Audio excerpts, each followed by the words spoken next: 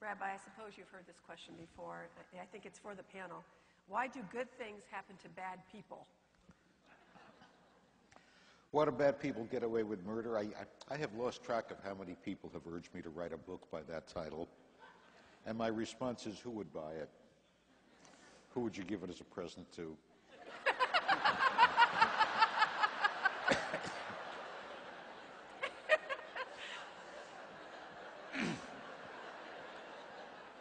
Well, it's too late for Mr. Madoff now, but he would have liked it a year ago.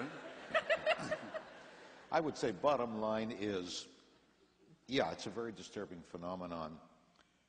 Most of the time, I think, you don't really get away with anything in this world. You pay for everything you take in this world in one currency or another. The Bernard Madoffs, even if he had not been caught, would have missed out on much of what it means to be a human being. The guy who cheats on his wife and doesn't get caught and thinks he's really clever and he's pulled it off will never know what it really feels like to invest all of your love in a single relationship. You pay for everything you take in life in one currency or another, and sometimes when the bill comes due, you go back and wish you'd played it differently. Professor, do you have any thoughts on that? Yeah.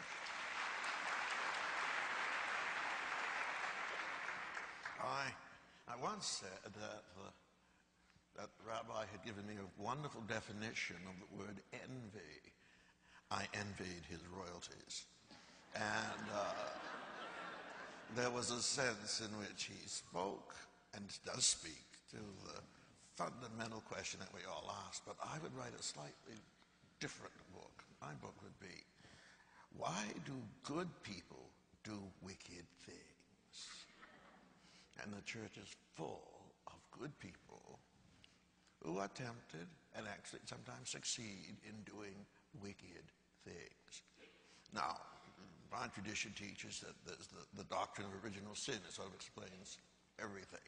You're all naturally wicked, and you'll do wicked things unless you're inhibited against them, which provides a very rational theology, but wouldn't preach very well these days, especially, I'm sure, in Hartford, Connecticut. But the fact of the matter is, the greater question for me is people who want to do the right thing, want to be thought of as good and virtuous, often end up doing terrible things.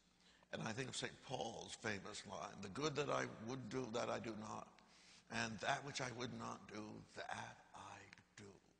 That's the human and the moral dilemma. And it seems to me that's the task to which, confession, forgiveness, amendment of life, all of that is directed towards. So that would be my take, but I don't think my book would do as well as Rabbi's book. You want to add anything? Yeah. There are things that a morally normal, even if they're morally average or mediocre person, would not, unprompted, do. For example, hold down their daughter at the age of 6, tear off her underwear, and cut her genitalia with a sharp stone. They wouldn't do that if they didn't think God was telling them to do it, or the mullahs, or if it's a boy, the rabbis weren't telling them to do it. One of the reasons why I have the lurid subtitle I do, my book, Religion is a Poison, is that it makes ordinary moral people, compels them, forces them, in some cases orders them, to do disgusting, wicked, unforgivable things.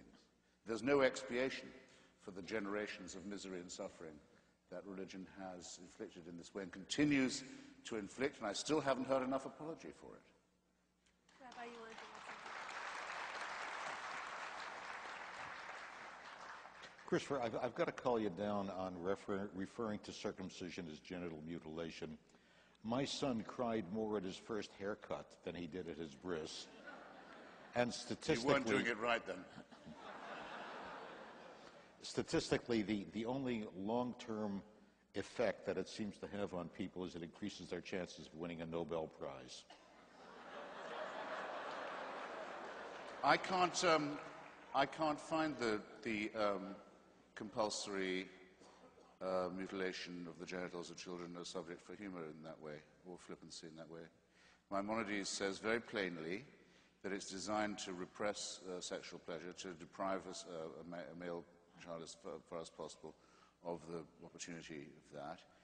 The full excision, not just the snip or the full mandatory covenant is fantastically painful, leads to trauma, leads to the dulling of the sexual relationship, and can be in itself life-threatening at that moment. We have the records, I can show them to you, of hundreds and hundreds and hundreds in the United States, boy babies who've died or had life-threatening infections as a result of this disgusting practice. That a person as humane as yourself can sit here and think of that as a fit subject for humor shows what I mean. Religion makes morally normal people say and do disgusting and wicked things, and you've just proved my point for me.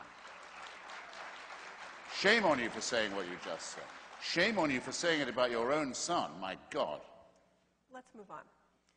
Yes, let's. What next?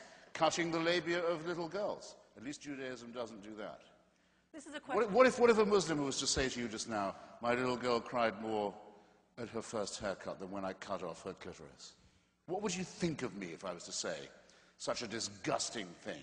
Well, remember, we are not talking about detail here. We're talking about whether religion makes people behave better or not. let's give the rabbi a chance. I wanted to move on, but let's give the rabbi a chance to respond to what you said, because it got pretty personal here. So, Again, my experience in my own son, my own grandson, hundreds of congregants, has been that it's not nothing like what you're talking about, and that for whatever reason that this has become an issue for you, I just think is excessive. What do you mean by that? Oh, What do you mean by that? That I'm more There was personally... an undertone of innuendo to this. Let's bring it on. No, there's no innuendo there. What I'm saying is, Sure. I've lived through this personally, and... You've inflicted it, is what you're saying. I've been what? You've inflicted it, or officiated at it, is what you're saying, isn't it? Well, officiated, yes. Inflicted, no. Forget Maimonides. Maimonides has his hang-ups about I should that. forget Maimonides. Since when do you say that? Because on issues of sexuality, Maimonides has some very medieval ideas. I ran across the line in your book that Orthodox Jews have sex through a hole in a bed sheet. Do you know Orthodox Jews who told you they have sex that way? No. I say it is said of Orthodox Jews that they may do that. all right, gentlemen, I'm sorry to break this up. That's a Reformed Jewish rumor about Orthodox. We have a lot of questions from the audience, and I want to give others a chance. Genital mutilation is no joke.